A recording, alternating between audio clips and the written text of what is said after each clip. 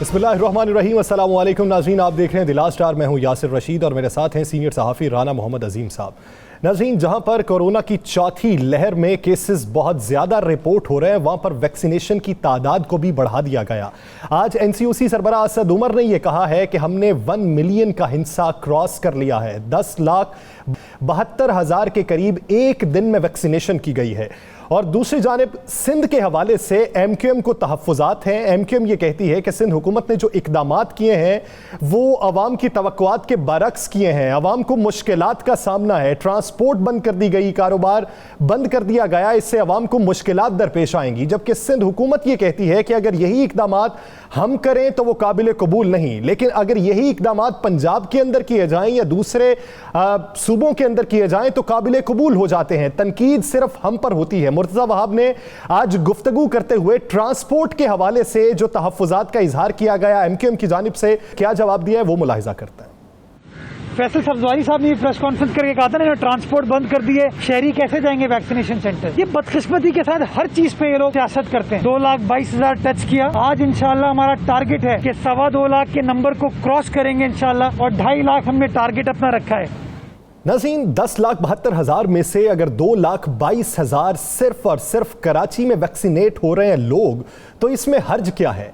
हर्ज क्या है, इस पर तहफ़्फ़ुज़ात क्या हैं और अगले इक़दामात क्या होंगे? इसी बारे में बात करने के लिए हमें ज्वाइन किया है वफाकी वज़ीर इंफॉर्मेशन एंड टेक्नोलॉजी अमीनुल हक साहब ने। अमीनुल हक साहब, बहुत शुक्रिया आपके वक्त का।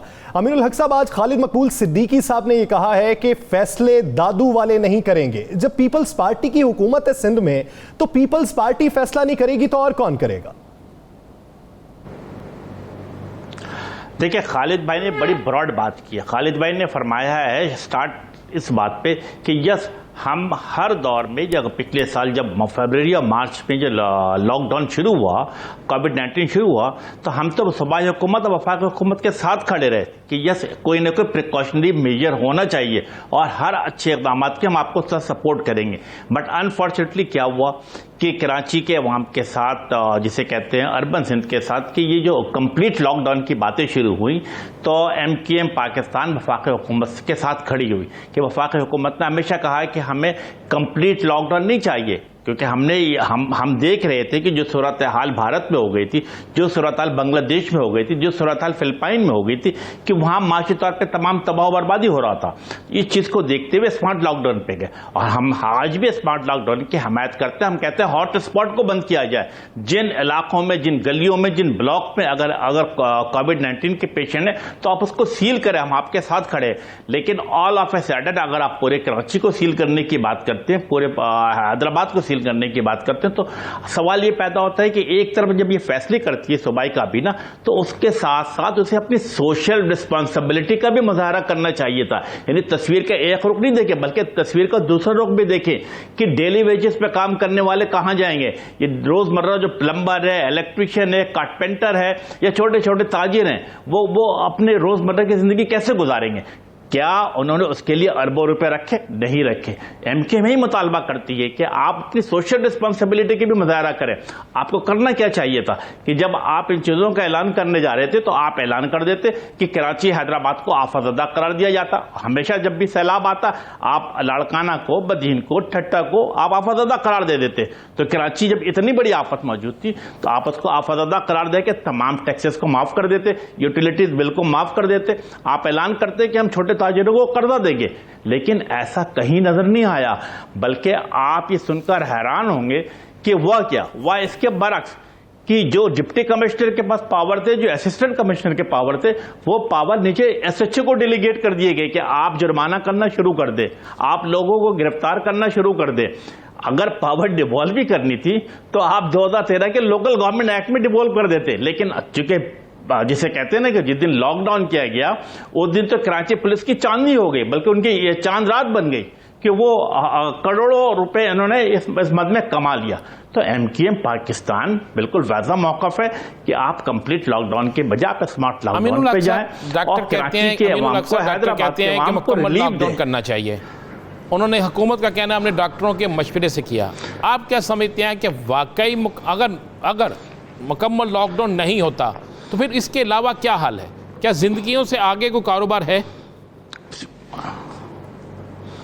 नहीं, देखिए, जो डॉक्टर, मेरा ख्याल डॉक्टर बारी साहब का बयान आया है और दूसरा डॉक्टर जिन लोगों का बयान आया है, मैं समझता हूँ कि सब बड़े समझदार और सुलझे हुए लोग हैं। बिल्कुल इन्होंने ये बात कही और एमक्यूएम भी समझती है पढ़े लिखों की तंजीम है, लेकिन सोशल रिस्पॉन्सिबिलिटी का भी तो मुजाहरा करें ना। आप एक सिंपल सी मिसाल देख लें। आपने कराची एक्सपो सेंटर की तस्वीरें तमाम चैनल पे चलाई जा रही हैं, हजारों अफराद का मजमा है, हजारों अफराद का 10-10 घंटे तक लाइन लगाई जा रही है।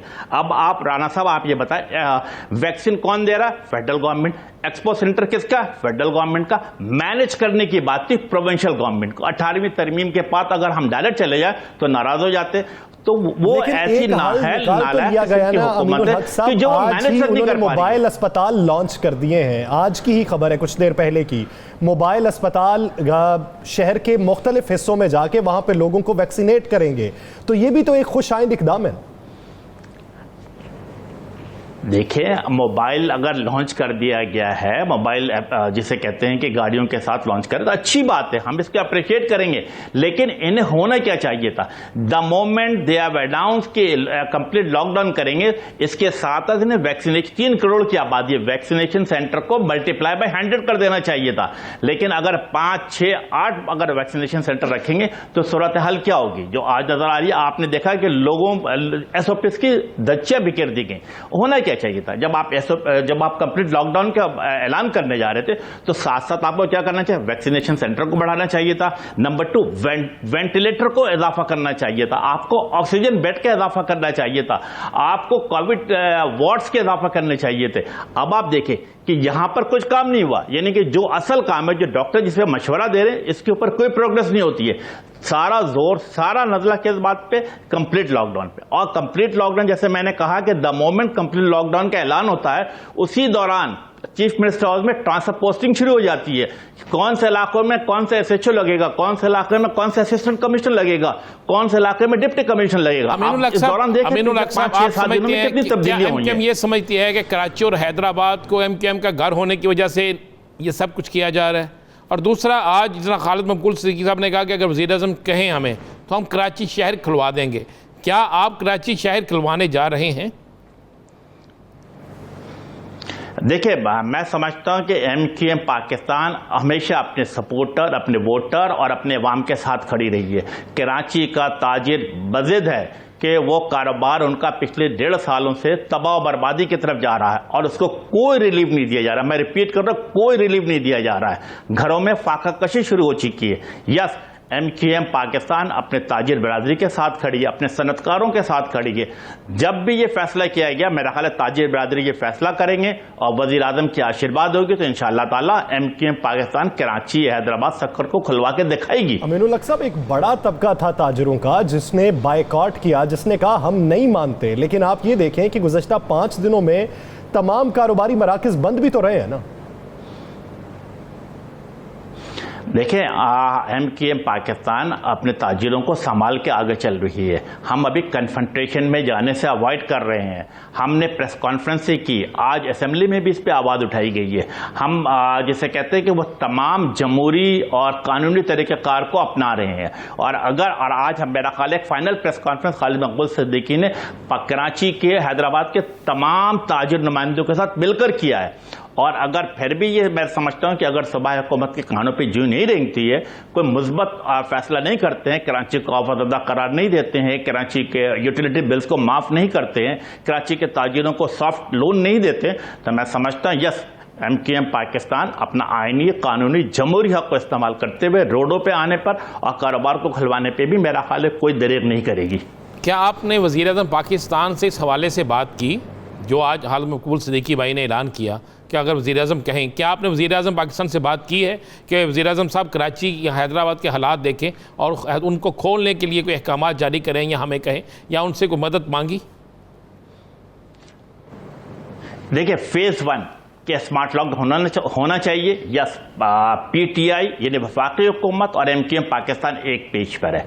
हाँ, दूसरी जो बात है कि क्या हमें ताजिर बरादरी के साथ खड़े होकर उनके आवाज़ से आवाज़ मिलानी चाहिए। मैं समझता हूँ PTI भी हो या वफाकी हुकूमत भी हो, वो भी यकीनन इस बात को मुस्बत तौर पर लेती है। फाइनल फैसला करने से पहले यकीनन हम समझते हैं कि हम वज़ीर आज़म को एतमाद में लेंगे, उनके कान में ये बात बिल्कुल डालेंगे और फिर हम आखिरी हद तक जाने के लिए भी तैयार है। कब तक फाइनल फैसला कब तक ले रहे हैं, कितने दिन मजीद दे रहे हैं गवर्नमेंट ऑफ सिंध को? मैं समझता हूं कि MKM की राब्ता कमेटी हाईएस्ट फोरम है। MKM की राब्ता कमेटी रोजाना की बुनियाद पर सूरत हाल को मॉनिटर कर रही है, रोजाना की बुनियाद पर ताजिर बरादरी से। ताजिर बरादरी की मैं बात करता हूं तो कराची की तमाम ताजिर अंजुमनें इसमें शामिल है। हमारी ख्वाहिश होती है कि हम चैम्बर ऑफ कॉमर्स को भी ऑन बोर्ड लें। हमारी ख्वाहिश है कि कोरंगी एसोसिएशन हो, साइट एसोसिएशन हो, फेडरल बेरी एसोसिएशन हो, इनको भी ऑन बोर्ड लिया जाए और इसके बाद कोई भी चीज़ें मैं समझता हूं कि अगले चंद दिनों में हतमी फैसला जरूर कर लिया जाएगा। उम्मीद करते हैं कि तमाम स्टेक होल्डर से मुशावरत के बाद ही कोई ऐसा फैसला किया जाएगा जिससे अवाम का इस्तेहसाल ना हो। अमीनुल हक साहब, आगे बढ़ते हैं, सियासत पे कुछ बात कर लेते हैं। पाकिस्तान तहरीके इंसाफ अज़्म रखती है कि सिंध के अंदर वो काम करेगी जिस पर तवज्जो ज़्यादा नहीं दी गई। अब आप ये देखें कि कराची में से सबसे ज़्यादा नशिस्तें थीं और वो नशिस्तें MKM की कुछ PTI के हक में गईं। अगर मजबूत होती है सिंध में PTI तो क्या आप ये नहीं समझते कि नुकसान उससे MKM को भी होगा? हाँ, देखिए, असूली तौर पर मैं समझता जमहूरी तरीक़ेकार के ऐन मुताबिक तमाम सियासी पार्टी को तमाम सूबे तमाम शहर में काम करना चाहिए। पाकिस्तान पीपल्स पार्टी पंजाब में और KPK में जाकर भी मेरा ख्याल है जलसे भी करती है, मुजाहरा भी करती है, तनकीद भी करती है। तो अगर PTI अगर अंदरूनी सिंध में आकर या कराची में आकर कोई जलसा करती है तो किसी को एतराज़ नहीं होना चाहिए।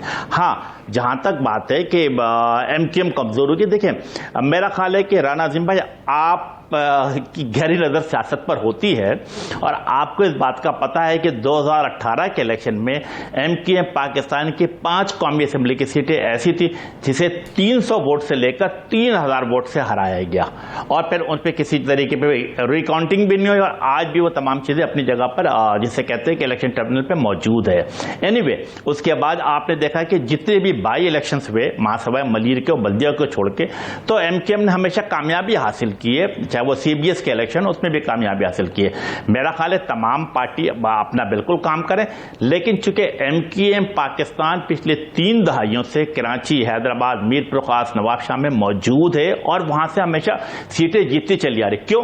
क्योंकि MKM पाकिस्तान अपने वोटर के आवाज़ से आवाज़ मिलाकर खड़ी होती है, उनके दुख दर्द में शरीक होती है और उनके सेंटिमेंट के मुताबिक आगे बढ़ती है। तो मैं और सबसे बड़ी बात ये कि आप इस बात को इल्म है कि 2013 से लेकर 2018 तक जो मार MKM को पड़ी, इसके बावजूद भी MKM पाकिस्तान पूरी तंजीम अपनी जगह पर खड़ी है, मौजूद है और आने वाले बल्दियाती इलेक्शन है, बल्कि अब से चंद दिनों के बाद आप देखेंगे कि कराची, हैदराबाद में कैंटोनमेंट बोर्ड का इलेक्शन बल्कि पूरे पाकिस्तान में हो रहा है।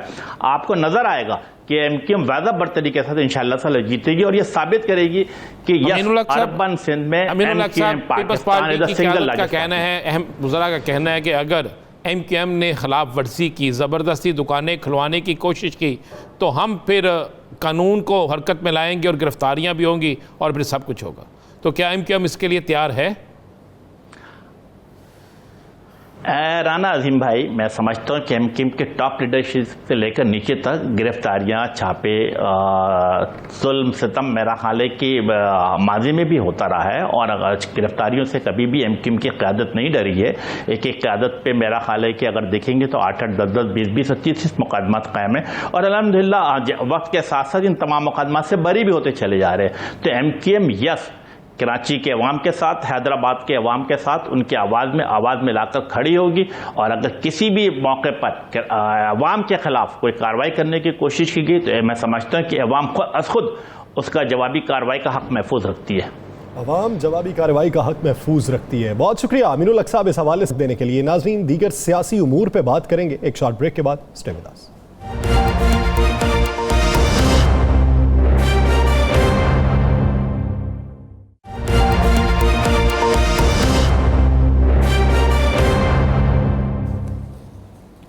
Welcome back. नाज़रीन, पाकिस्तान मुस्लिम लीग नून अपना बयानिया जो सेट कर चुकी है वो मफाहमत का होगा या मज़ाहमत का होगा। अब ये जो 6 मगोइयाँ चल रही हैं जिसकी आए दिन तरदीद होती है, कभी शहबाज शरीफ साहब की जानिब से, कभी दीगर रहनुमाओं की जानिब से। अब शहबाज शरीफ साहब का ये कहना कि आगे बढ़ने की ज़रूरत है और वफाकी वज़ीर इत्तलात फवाद चौधरी साहब का उसको खुश आइंद करार देना, माजी को भुला के आगे बढ़ा जाए। ये एक सवाल है कि माजी में क्या कुछ भुलाना होगा, जो केसेस हैं उन पर क्या बात होगी, उस पर नून लीग क्या सोचती है, वफाकी हुकूमत क्या सोचती है, क्या ऑपोजिशन और हुकूमत मिल बैठ के आइंदा का मुस्तकबिल सेट कर सकती है, ईवीएम पे बात हो सकती है, होगी तो किन शराइत पर होगी या शराइत के बिना होगी। इसी पर बात करने के लिए हमें ज्वाइन किया है पाकिस्तान मुस्लिम लीग नून के रहनुमा परवेज मलिक साहब ने।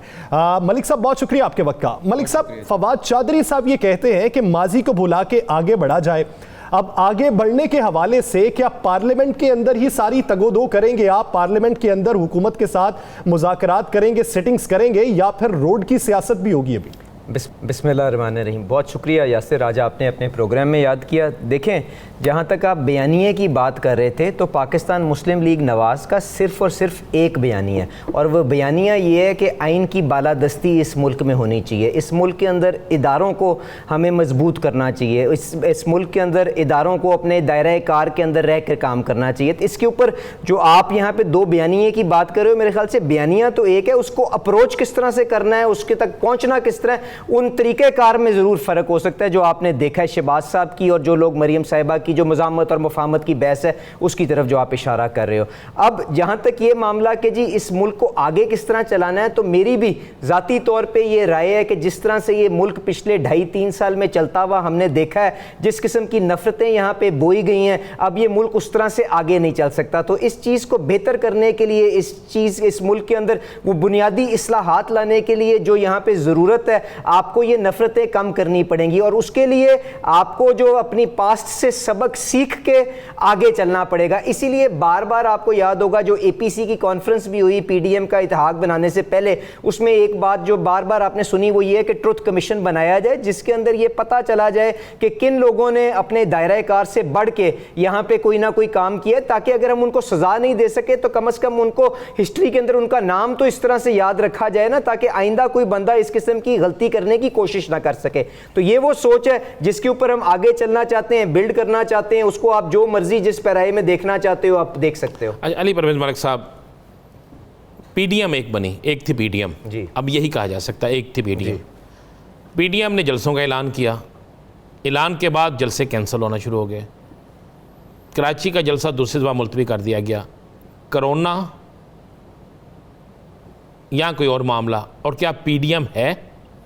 देखें राना साहब, आप मेरे से कहीं ज़्यादा समझदार हैं, आप इन चीज़ों को साल हाँ साल से फॉलो करते आ रहे हैं। मैं आपसे एक बुनियादी सवाल करता हूं कि जी कोई भी अगर इत्तेहाद हो जिसको हम लेके आगे चलना चाहते हैं, उसकी बुनियाद किस चीज़ के ऊपर होती है? क्या इत्तेमाद के ऊपर नहीं होती? तो मुझे बताएं इस इत्तेमाद को किसने ठेस पहुँचाई है और किसने पीडीएम को कमज़ोर किया है? बल्कि मैं इस हद तक कहूँगा कि खाली पीडीएम को कमज़ोर नहीं किया, पर उन्होंने डायरेक्टली या इनडायरेक्टली आज की जो हुकूमत है उसको बेनिफिट दिया है। तो ये चीज़ें तो लोग बखूबी जानते हैं कि किसने अपना रोल दिया। मौलाना साहब ने दिया, पीपल्स पार्टी ने दिया, किसने दिया? देखें राना साहब, बात इस तरह से है कि आपका जब कोई इत्तेहाद होता है, इसमें फ़र्क जो आपकी पार्टियां होती हैं वो फ़र्क अपनी राय तो रख सकती हैं। जिस तरह से आपने इस्तीफ़ों के ऊपर देखा, हमारा पीपल्स पार्टी से कोई गिला नहीं कि उनका एक इस्तीफ़ों के ऊपर एक डिफरेंट अप्रोच थी। इसीलिए लॉन्ग मार्च की जो अपने फैसला था उसको हमने डेफर कर दिया था कि जब तक कंसेंसस डेवलप नहीं होता। क्योंकि देखें, लॉन्ग मार्च अगर आप करते और उसके बाद वो इख्तिताम किसी चीज़ के ऊपर ना होता,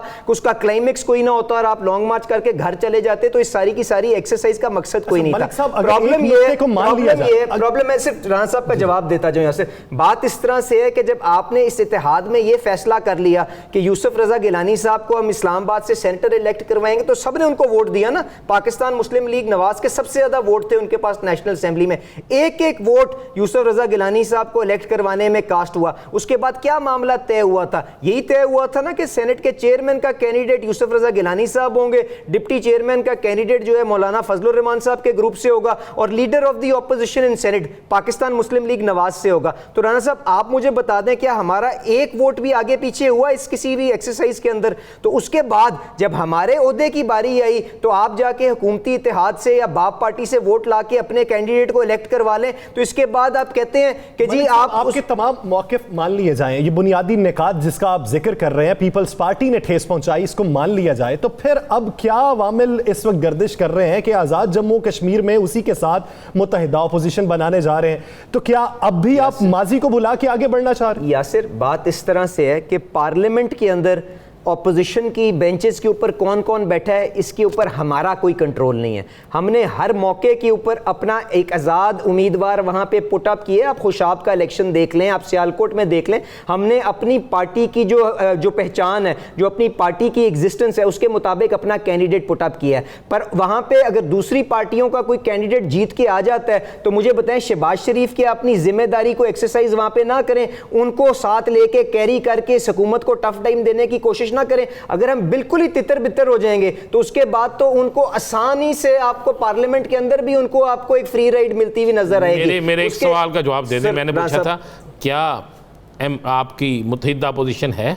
देखें, जो पीडीएम का इत्तेहाद है वो बिल्कुल अपनी जगह के ऊपर कायम है और इंशाल्लाह आप देखेंगे जिस तरह से क्यों कैंसिल कर रहे हैं? देखें, अब हमारी उसके ऊपर लीडरशिप की जो आपने देखा है कि इस इलेक्शन की कैंपेन से जब बाहर रहे हैं तो मरियम नवाज साहिबा खुद कोविड का शिकार हुई हैं। इसके अलावा मौलाना फजलुर रहमान साहब की भी तबीयत ठीक नहीं थी। अब जिस तरह से ये कोरोना की सिचुएशन थोड़ी सी बेहतर होती है तो आप देखेंगे ये सिलसिला एक दफा फिर शुरू हो जाएगा। परवेज भाई, आपने कोरोना पे लाहौर में जलसा किया, आपने कोरोना में बाकी जगहों पे जलसा किया, तो अब ये कोरोना की कौन सी ऐसी शक्ल आ गई कि अब आप कोरोना में जलसा नहीं करना चाहते? देखें राना साहब, आपके सामने है कि हमारी लीडरशिप खुद उसके साथ अफेक्टेड है। तो जब लीडरशिप अवेलेबल होगी तो ये तहरीक को आपने पार्लियामेंट के बाहर और पार्लियामेंट के अंदर देखें, दोनों के अंदर जिम्मेदारियां और किरदार फर्क है। पार्लियामेंट के अंदर शहबाज शरीफ साहब को सारे लोगों को साथ लेके हुकूमत की पार्लियामेंट के अंदर टफ टाइम देने की कोशिश करनी पड़ेगी। जहां तक हमारी आइन की बालादस्ती के लिए, सिविलियन सुप्रीमेसी के लिए, इदारों को मजबूत करने के लिए जो तहरीक है जिसने पार्लियामेंट से बाहर चलना है, उसमें जिस तरह से पीडीएम की क़यादत फैसला करेगी इस तहरीक को आगे किस तरह लेके चलना है, तो हम उनके पीछे लबैक कहेंगे, जिस तरह से आपने पहले भी देखा है। तो मलिक साहब, आप ये समझते हैं कि रहनुमाओं का गोल एक है, तर्ज सियासत मुख्तलिफ हो सकती है, तो पार्टी कारकुनान जो हैं उन्हें तर्ज सियासत किसका बेहतर दिखाई देता है, शहबाज शरीफ साहब का या मरियम नवाज साहिबा? देखें यासिर, बात इस तरह से है कि हमारी पार्टी के अंदर जो कायद हैं और अनचैलेंज्ड कायद हैं वो मियां नवाज शरीफ साहब हैं। मेरा भी कोई ज़ाती ओपिनियन हो सकता है, शहबाज शरीफ साहब का अपना ओपिनियन है, मरियम साहिबा का अपना ओपिनियन है। जब ये मुशावरत कंप्लीट हो जाती है तो इसके बाद ये सारे के सारी चीज़ मियां नवाज शरीफ साहब के पास चली जाती है और वो जिस तरह से बेहतर समझते हैं, आफ्टर ड्यू डिलिबरेशंस फैसला करते हैं, तो सारी की सारी पार्टी जो है उनके पीछे मुतहद है और इंशाल्लाह उनके पीछे लबैक कहेगी। जिस तरह से आपने पहले भी देखा है कि इन्होंने बेपनाह कोशिश कर ली है, हमारा एक एमएनए नहीं टूटा, हमारा एक एमपीए नहीं टूटा, जहां पे हमारी क़यादत जाती है। अब देखें, लोग अजीब अजीब किस्म की बातें करते हैं कि शहबाज शरीफ साहब ने खुद किनारा कशी इख्तियार कर ली। आप मुझे बताएं कि मरियम साहिबा की जो आज़ाद कश्मीर में ड्यूटी लगी थी, क्या पार्टी की सदर की मुशावरत के बगैर, उनकी रजामंदी के बगैर ये हो सकती थी? तो ये सारी की सारी चीज़ें जो है ना, लोगों को, आवाम को कंफ्यूज करने के लिए कि जी इनके अंदर तो अपना खींचातानी शुरू हो गई है, इसलिए लोगों को घबराने के लिए, हमारे लोगों को कमजोर करने के लिए इस किस्म की बातें चलाते हैं। हमारी पार्टी का एक ही लीडर है जो मियां नवाज शरीफ है, जो वो फैसला करेगा वो हतमी होगा और सारी पार्टी उसके पीछे बशमूल शहबाज शरीफ साहब लबैक कहेगी। एक आखिरी सवाल मलिक साहब, सिंध के अंदर लॉकडाउन का फैसला हो चुका, सिंध में लॉकडाउन जारी है, आज वहाँ के तमाम ट्रेडर्स ने, तमाम जो ताजर थे, उन्होंने कहा है कि हम किसी सूरत में कबूल नहीं करेंगे, यहाँ हमें आफतज़दा इकरार दे दिया जाए, पैसे दिए जाएं। क्या आप लॉकडाउन की हमायत करते हैं? देखें राना साहब, मैं किसी वबा की सूरत हाल के ऊपर किसी किस्म की सियासत नहीं करूँगा। देखें, पहली तो बात आपको समझने की ज़रूरत है कि हम इस दौराए पे किस तरह से पहुँचे हैं। वो सिर्फ़ और सिर्फ इसलिए पहुँचे हैं कि हमने शुरू में जो अपना वैक्सीनेशन की एक्सरसाइज थी उसको बहुत स्लो रखा। आज असद उमर साहब की काविशों से और इसी हुकूमत की काविशों से ना, अब 10 लाख बंदा रोज़ का वैक्सीनेट करें, क्या हम ये काम पहले नहीं कर सकते थे? क्योंकि हमने नहीं किया। अब सिंध की जो सूरत हाल है वहाँ पर यह है कि हस्पतालों के अंदर गुंजाइश ही नहीं रहेगी, अगर अस्पतालों के अंदर गुंजाइश नहीं रहेगी, तो आपने इस चेन ऑफ ट्रांसमिशन को किस तरह तोड़ना है? लॉकडाउन के अलावा मेरे जहन में तो कोई बात उसकी समझ में नहीं आती, कोई और उसका हल समझ नहीं आता। पर जो राणा साहब आपने जो बात की है बिल्कुल ठीक है कि जो हुकूमत लॉकडाउन लगाती है उसको लोगों की माशी तकलीफ का भी एहसास होना चाहिए। उनको चाहिए कि लोकल टैक्सेस के अंदर या और किस्म की चीजों के अंदर उनको सहूलियात दें, ताकि इस तकलीफ को इक्वली सारी क्लासेस शेयर करके इस मुश्किल से बाहर निकल सके। पर मेरी गुजारिश ये होगी कि मैं इस वबा पे किसी किस्म की ना सियासत करूंगा ना किसी जिंदगी की होनी भी नहीं चाहिए। अगर मुश्किल फैसले हुकूमत कर रही है तो मुआशी सूरत हाल का भी इदराक होना चाहिए, इंसेंटिव्स दिए जाने चाहिए। बस सूरत दीगर ये मुश्किल फैसले जो हैं वो भी मुश्किलात में मुब्तला कर सकते हैं और अवाम का इस्तेसाल भी हो सकता है। बहुत शुक्रिया अली परवेज मलिक साहब इस हवाले से अपना वक्त देने के लिए। नाज़रीन, दीगर इश्यूज़ पे बात करेंगे एक शॉर्ट ब्रेक के बाद। Stay with us.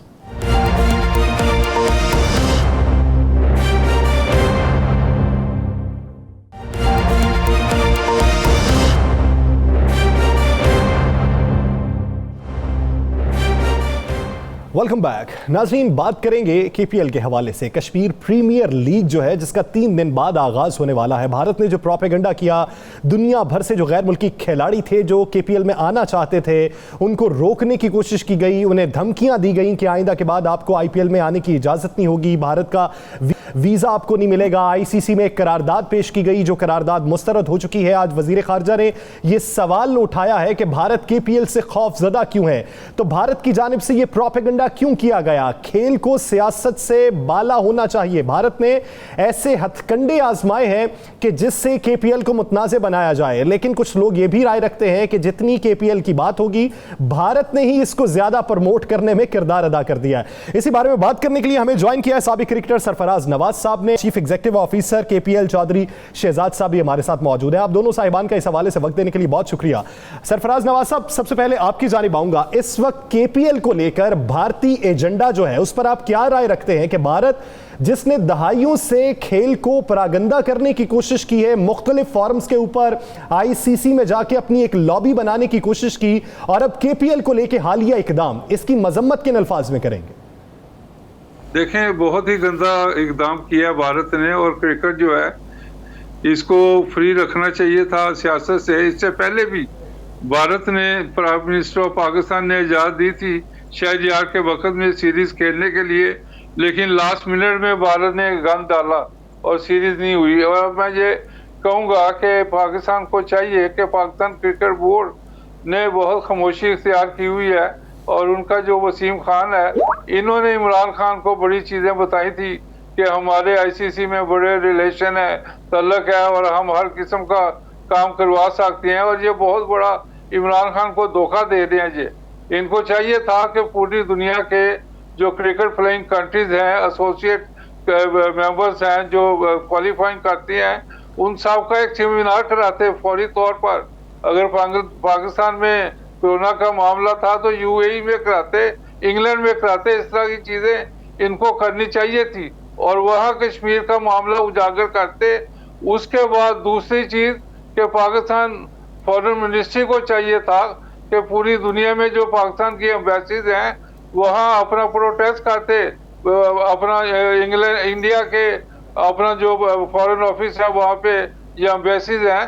और उसके बाद तीसरी चीज़ मैं ये कहूँगा कि जैसे इंग्लैंड में लाल बसें हैं, रेड बसें, जिस तरह अराउंड द वर्ल्ड बड़े बड़े इश्तहारबाजी करते बसों पे लगा के, और इंडिया को एक्सपोज करते कि इंडिया ने कश्मीर लीग के ऊपर क्या गन डाला है।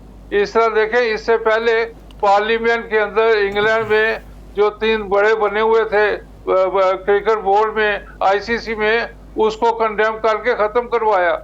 और इनको चाहिए था कि पार्लियामेंटेरियन जो इंग्लैंड से कश्मीर में गए हैं उनसे भी रब्ता करते। अब आप देखें कश्मीरी खुद ही इंग्लैंड में, बिल्कुल सरफराज साहब आपने दुरुस्त कहा है, तुमसे रब्ता करते सब कुछ होता है। चलिए शहजाद साहब, पहले तो मुबारक आपको कि कश्मीर प्रीमियर लीग शुरू होने से पहले कामयाब हो गई। इंडिया ने इसे कामयाब करवाने में अहम रोल अदा किया।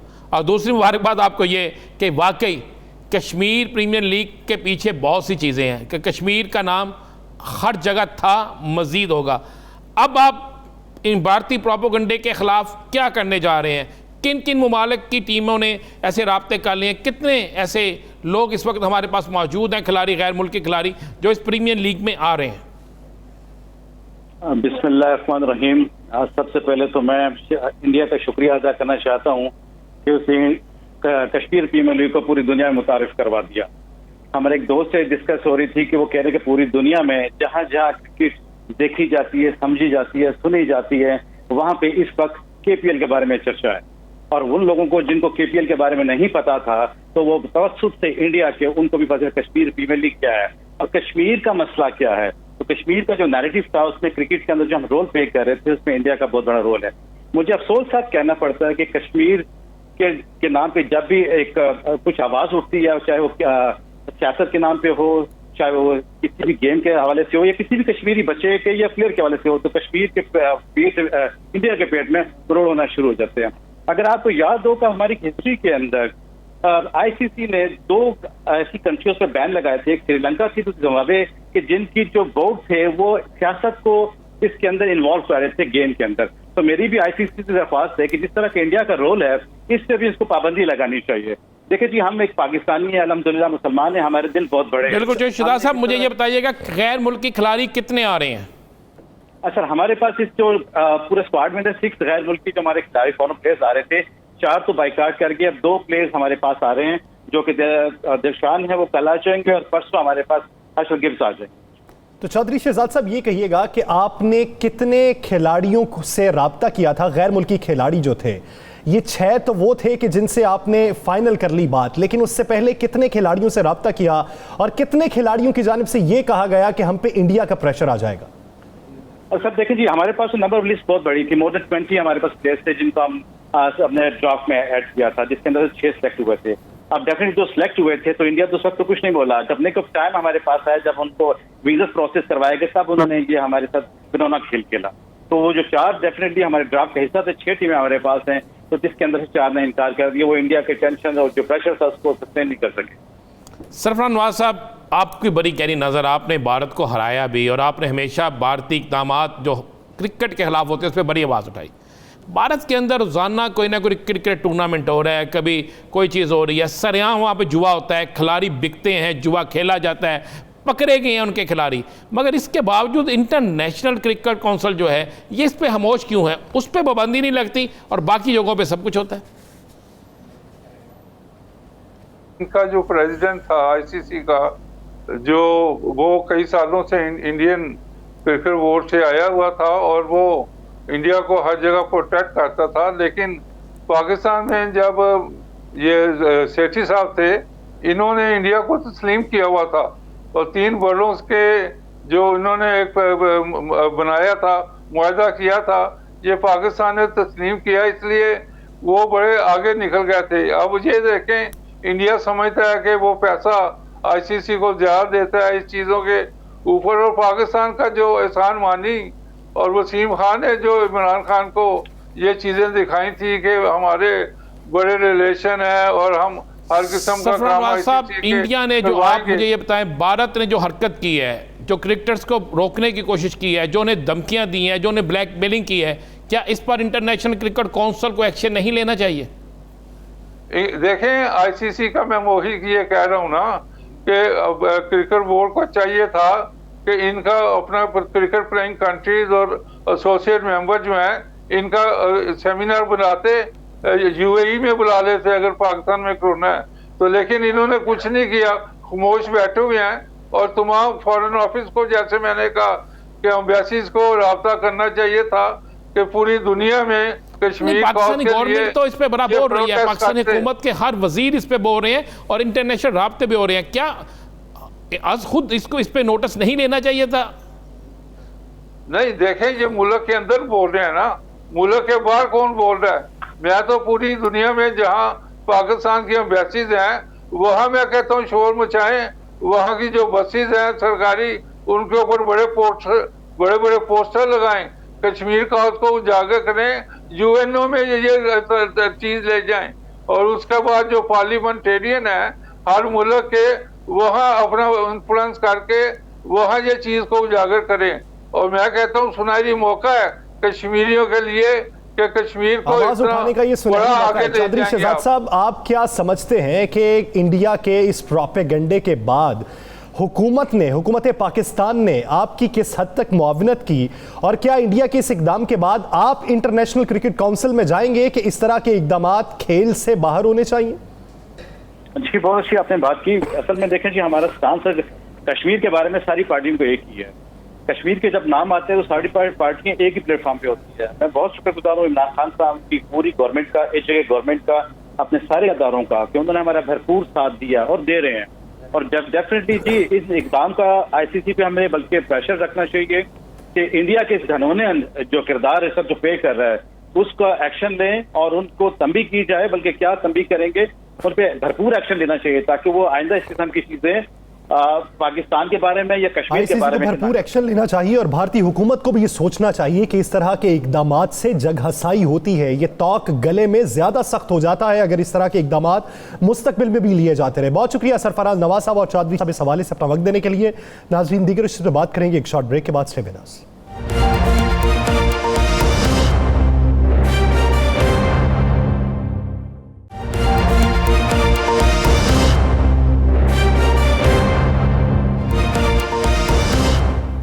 Welcome back. नाज़रीन, मुल्क की सियासत के साथ साथ आज़ाद जम्मू कश्मीर के हालात पे भी बात करते हैं, जहाँ पे स्पीकर और डेप्यूटी स्पीकर तो मुंतखब हो चुके हैं, लेकिन अभी तक कागजात नामजदगी वज़ीर आज़म के लिए जमा नहीं करवाए जा सके। असल वजूहात हैं क्या? इसके आगे बढ़ती हुई जो कैफियत है, ये कश्मीर की सियासत पर किस हद तक असरअंदाज होगी? इसी बारे में बात करने के लिए हमें ज्वाइन किया सीनियर तजियाकार और एंकर पर्सन मुबशर लुकमान साहब ने। मुबशर लुकमान साहब, बहुत शुक्रिया आपके वक्त का। मुबशर लुकमान साहब, ये जो कश्मीर की सियासत है, इसमें आपको क्या लगता है कि वज़ीर आज़म के नाम का फैसला करने के लिए पाकिस्तान तहरीक इंसाफ पर क्या कोई दबाव है या वो डिले किसी और वजह से कर रही है? पहली बात तो आपका शुक्रिया, आपने मुझे मौका दिया। दूसरी बात आपको हम बताता हूँ, डिले इसलिए करें कि 3 लोग फेवरेट्स हैं जी वजारत पार्टी की बात है। बैरिस्टर सुल्तान साहब भी हैं, फिर वो सरदार तनवीर साहब भी हैं, फिर वो राइस साहब भी हैं। सरदार साहब पैसे लगा रहे हैं, बैरिस्टर साहब जोड़ तोड़ के माहिर हैं, और तीसरे जो हैं वो तड़ियां दे रहे हैं कि जी अगर मुझे ना बनाया तो मैं 12 आदमी तोड़ दूंगा और मैं पीपल्स पार्टी के साथ मिलकर मैं हुकूमत बना लूंगा। तो पीपल्स पार्टी इस वक्त वो पीटीआई जो है वो सब में सुलह करा रही है कि किसी तरह उनका जॉइंट कैंडिडेट हो जाए। और मेरा ख्याल है कि कंसेंसस हो गया है कि बैरिस्टर सुल्तान महमूद जो है वो आज़ाद कश्मीर के अगले वज़ीर आज़म होंगे, और ये अब किसी भी लम्हे आज या कल अनाउंस हो जाएगा। बिल्कुल मुबशर साहब, सुबह 9 बजे कागजात जमा होने हैं और पहली दफ़ा हिस्ट्री में ऐसा हुआ है कि अभी तक अनाउंसमेंट नहीं हुई। आपकी इंफॉर्मेशन हमेशा बड़ी अच्छी होती है और ठीक होती है, तो क्या अगर खुदा न खास्ता ये नहीं होता और नाम कोई और आ जाता है, तो क्या पीटीआई को पाकिस्तान की सियासत में भी कश्मीर की सियासत में कोई फ़र्क पड़ेगा? देखिए जी, बात यह है कि आप जितना डिले करते हैं ना, आपकी साख उससे उतनी मशरू होती है और लोगों के दिलों में और दिमाग में आप शकूक को शुबात पैदा कर देते हैं। देखिए, इस वक्त जो असल कंडीशन है वो 2 लोगों के बीच में। सरदार साहब जो है वो पैसा लगा चुके हैं बहुत ज्यादा, उनको बड़ा उस पर गुमान है। राय साहब जो है उनको अपनी इलेक्टोरल ताकत पे गुमान है। बैरिस्टर सुल्तान साहब जो है वो 30 साल से आपको पता है किसी न किसी फॉर्म में हुकूमत में रहे हैं, पहले भी वज़ीर आज़म रह चुके हैं, उनको पता है कि पॉलिटिक्स क्या है वहाँ की। तो अब ये सारे अपना अपना लास्ट एक किस्म का जोर लग रहा है। और राय साहब की जो तड़ी है ना वो ज्यादा एक्चुअली फिक्रमंद है, क्योंकि सरदार तनवीर इलियास तो बड़ी मुश्किल से अपना इलेक्शन जीते हैं, और उसके बाद उनका एक वो स्कैंडल आ गया है जिसके ऊपर एक FIR भी उन पे कट गई है। ये वो एक रेस का घोड़ा लंगड़ा हो गया है। तो अब बाकी रह गए ये दोनों। तो मेरा ख्याल है कि कुरा जो है वो बैरिस्टर सुल्तान के नाम से इसलिए निकलना है क्योंकि पीटीआई को वहाँ पे मजमूई तौर पे थोड़ी स्टेबिलिटी चाहिए, जो एक ऐसा आदमी कर सकता है कि जो सियासत का और उन लोगों का, पार्लियामेंटेरियंस को हर एक को समझता हो, जानता हो, भाग दौड़ कर सकता हो। तो मुझे उनके चांसेस ज़्यादा लग रही है। मुबशर साहब, कल एक बयान, परसों एक टीवी चैनल पे शहबाज शरीफ का इंटरव्यू बड़ा चला, उसके बाद मियां नवाज शरीफ के ट्वीट भी आए। क्या आप समझते हैं कि जो शहबाज शरीफ ने बात की वो इस बात पे कायम रहेंगे और इसी तरह के आगे सियासत करेंगे, और मरियम जो है वो खामोश रहेगी या मज़ाहमत करेगी? आपकी इतला के लिए अर्ज है कि शहबाज शरीफ लफ्जी तौर पर इस्तीफा दे चुके हैं PML, और वो कह चुके हैं अपने भाई साहब को या मैं रहना है तो या ऐप बची चलाएंगे। और PMLN डिवाइड हो चुकी है, क्योंकि मरियम के हाथों अब कोई जलील और नहीं होना चाहता। वो कोई सियासतदान तो है नहीं, वो तो आप समझें कि जिसा हम दौलत में नौदौलतिया कहते हैं, तो आप सियासत में जो भी कहना है नौवारिद आदमी को आप वो कह सकते हैं, उस बच्ची को। तो शहबाज शरीफ साहब अब आज करीब जाना चाहेंगे लंदन। आप देखेंगे कि ये जाएंगे और इनका और इनके भाई का एक शो डाउन होना है, जिसमें ये अपना पैर रखेंगे कि या तो मरियम होगी या मैं होऊंगा, और मरियम के चांसेस नहीं है। अगर तो PMLN ने सरवाइव करना है तो वो सिर्फ शहबाज शरीफ साहब की क़यादत में कर सकती है, क्योंकि PMLN के बेशतर अराकीन जो है, सीनियर अराकीन, वो मियाँ साहब से फर्दन कह चुके हैं कि मरियम की सरबराही में वो नहीं करेंगे। अब मरियम का जो कैंप है वो अब ये कोशिश कर रहा है कि को प्रेसिडेंट की एक पोजीशन क्रिएट करवा दे, कि जैसा को चेयरपर्सन पीपल्स पार्टी में उसका को प्रेसिडेंट PMLN में हो जाए, और वो ये कोशिश करे कि मरियम वहां पे आ जाए। तो अब मियाँ शहबाज साहब जो हैं वो इससे बहुत सख्त हैं और वो बिल्कुल क्लियर हैं कि उनके होते हुए मरियम नहीं होगी। तो ये अब नवाज शरीफ को फैसला करना है अगले 1-2 महीने। मुबशर लुकमान साहब, आप क्या समझते हैं कि अगर शहबाज शरीफ साहब लीड करते हैं तो क्या वो हुकूमत के साथ मुज़ाकरात कर लेंगे, इंतखाबी इस्लाहात पे ताउन दे देंगे? 100% करेंगे, क्योंकि अभी तक हम जो देख रहे हैं शहबाज शरीफ साहब जो है वो हर एक को साथ लेके चलने की बात कर रहे हैं, मिलकर चलने की बात कर रहे हैं। पीपल्स पार्टी से भी दूरियां मरियम ने करवाई हैं, शहबाज शरीफ साहब ने तो उनको करीब करने की कोशिश की है, काफी कोशिश की है। और इसी तरह PTI जो है उसके लिए भी शहबाज शरीफ से बात करना फिर भी आसान है बनिस्बत मरियम के, जिसको पता ही नहीं कि स्टेक्स क्या है और हुकूमत क्या है और गवर्नेंस क्या है। तो शहबाज शरीफ का जो फॉर्मूला है मुफाहमत का, वो बिल्कुल अमल में आएगा और वो आपको नजर भी आएगा अगर वो रहे पार्टी के सदस्य। अगर वो रहे मुबशर साहब, पीपल्स पार्टी और मुस्लिम लीग नून में कश्मीर के अंदर तो दूरियां ख़त्म हो गई, क्या आप देख रहे हैं कि वफाक में भी उनकी पाकिस्तान के अंदर भी दूरियां ख़त्म हो जाएगी? और आपको मौलाना फजलुर रहमान की अचानक खामोशी, PDM के जलसे मुलतवी कर देना, इसके पीछे क्या है?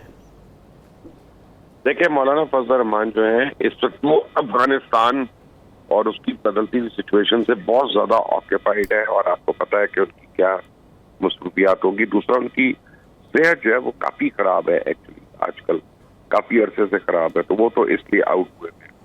मेरी अभी परसों मुलाकात हुई थी, मेरी आखिरी मुलाकात हुई है बिलावल भुट्टो जरदारी से, और मेरी उनसे बड़ी लंबी बात भी हुई। तो उससे वो बड़े खुश थे और वो बहुत अपने कारकुनों को, अपने वर्कर्स को कश्मीर के लिए बड़ा अप्रिशिएट कर रहे थे। और मुझे बिल्कुल क्लियर हो गया कि पीपल्स पार्टी का एक अपना एजेंडा है, वो किसी भी तरह पाकिस्तान के अंदर नून लीग से इत्तेहाद नहीं करेगी। इस पे तो मैं राना साहब आपसे शर्त लगाने को तैयार। अच्छा मुबशर लुकमान साहब, अभी जो मुत्तहिदा अपोजिशन हुई है JK में, अगर ये इलेक्शन से पहले मुत्तहिदा होती तो नताइज मुख्तलिफ होते? काफी मुख्तलिफ हो सकते थे, लेकिन ये मुत्तहिदा नहीं होना था इन्होंने। इनका 1 पॉइंट एजेंडा है, वो एजेंडा है इमरान खान का बुखार जो है, वो इनका 1 पॉइंट एजेंडा है। सही। जब वो एजेंडा सॉल्व हो जाता है तो ये उसके बाद इनके पास इकट्ठे रहने के लिए कोई चीज ही नहीं है, एक दूसरे से बिल्कुल एग्री नहीं करते। इनके आपस के जो इख्तलाफात हैं वो इतने शदीद हैं जो इनकी हुकूमत से नहीं है इख्तलाफात। इनके आपसी इख्तलाफात इतने शदीद हैं कि उतने तहफ़्फ़ुज़ात, एतराज़ात हुकूमत के खिलाफ इन दोनों पार्टीज़ को नहीं है। तो इनका मुत्तहिद होना एक एजेंडे पे था, अगर वो ख़त्म हो जाता है तो मुत्तहिद रहने की कोई वजह नहीं बनती। बहुत शुक्रिया मुबशर लुकमान साहब इस हवाले से अपना वक्त देने के लिए। नाज़रीन, द लास्ट स्टार से मुझे और राना अज़ीम साहब को दीजिए इजाज़त। अल्लाह ने के बाद।